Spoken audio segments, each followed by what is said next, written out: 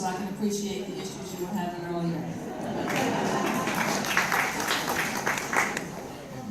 The movie is a fantastic movie, and I think that probably my thought is, the first time I saw it, I came away, I was so overwhelmed by all that I'd learned and all that I'd heard. And this was the second night, and I have different feelings than I thought about before I came to see it a second time. My thought was that it's easy to become distracted about all of the wonderful generosity and leadership that Julius Rosenwald provided. But we also have to remember an important part of the film, and that was he provided 1/3, which means local agency was extremely important, but also means that Black agency was extremely important. And so when you go to digest this movie over the next 24 hours maybe, think about the fact that Julius Rosenwald probably would not want all of the acclaim that the film gives him. That is not the way he set up the program. And I think that is a very, very important thing to keep in mind, because sometimes we forget, especially when a famous, well-positioned leader comes in and donates through his generosity, that there are people on the ground, ordinary people, who make up 2/3 of what it took to have these schools. The other point, and I'll give it to her in just a second, the other point is to remember that you can have the most beautiful school in the world, and it doesn't have to be a good school. What you need are really good teachers. You need a good parent support group for the children who go there. And you also need local leadership that is going to make sure the funding continues. So to also keep those things in mind. So I'll talk a little bit about the school that I attended, the Newtown School, and it ties into the third. So the school is a 4-room building, 2 classrooms. One room was considered an auditorium, or what we called an assembly room. And then the other room was the cafeteria. The cost to build the school was probably $4,500. Rosenwald Foundation gave $1,000. The community raised about $892 and some change. The local school board contributed $2,600. And part of the deal when the school was built was that it would be in a community that would survive. And so the building is still standing. It looks very similar to the pictures that you saw with the 3x6 window panes. I remember the windows, we used to go to the windows to trace pictures. My classroom consisted of 3 grades, and you moved around the room as you progressed in grades. And so that was always a fun thing. I've been doing some research about the school, and when it opened in the year 1921. It opened 1921 to 22 with 67 students. There were 2 teachers. The one class that I found interesting, there were 40 students in one room, ages 7 to 17. The teacher had been teaching for 2 years and she was 20. So we'll try not to base that on today's standards, but on those times. But I found that quite interesting. And so it's true with the community. The school was located close to a church and close to a store. The store was owned by a gentleman, R.O. Nizer. I'm trying to find a relation, but I can't. He donated land for the school.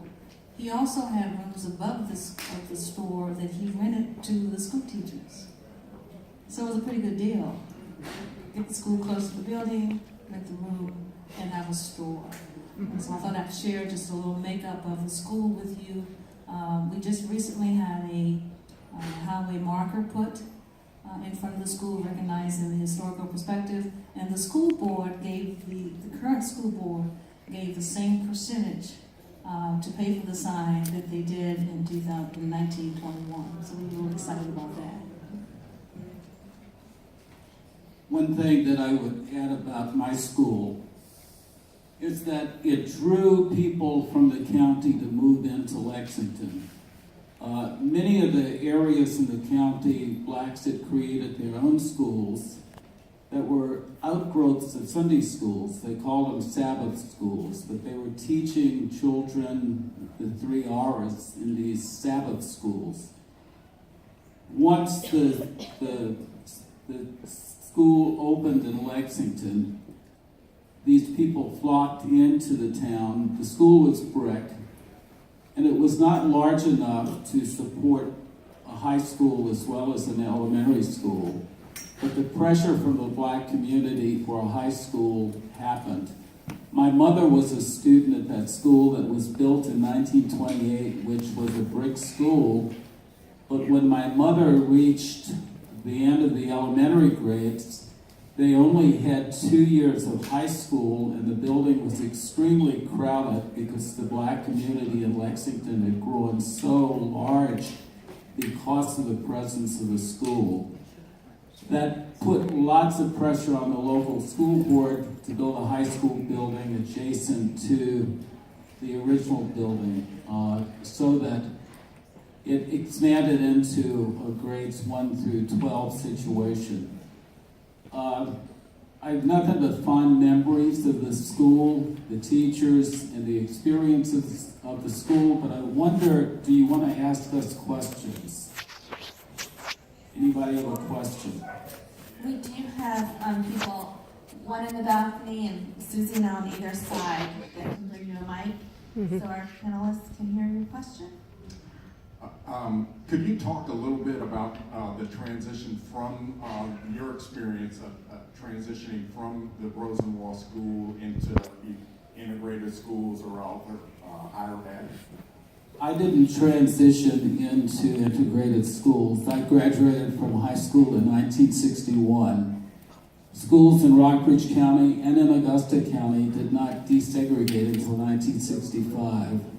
I went to college when I was in my late 30s and graduated from Washington Lee at age 41. So it was a long time from my high school experience to my college experience. Perhaps my co-panelists would be better at that question. Happy to. Let me back up just a second. The students who finished the Newtown School would then go to a black high school in Harrisonburg, which was about 25-30 miles away, passing at least 3 white high schools. In 1965, the school was closed, and at that point, that's when I transitioned from the Newtown School to the Elton Middle School, the white school as we called it at that time. And so the transition was not as people, I think, expected it to be. For us, it was quite uneventful.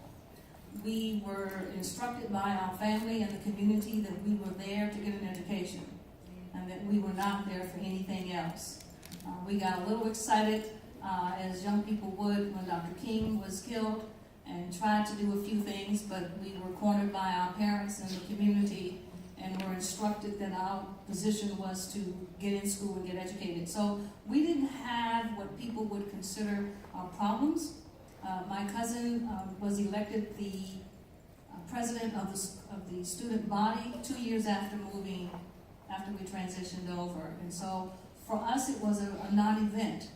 We kind of knew what was coming. A few of our relatives had moved on, had gone to other white schools so they could tell us what it was like.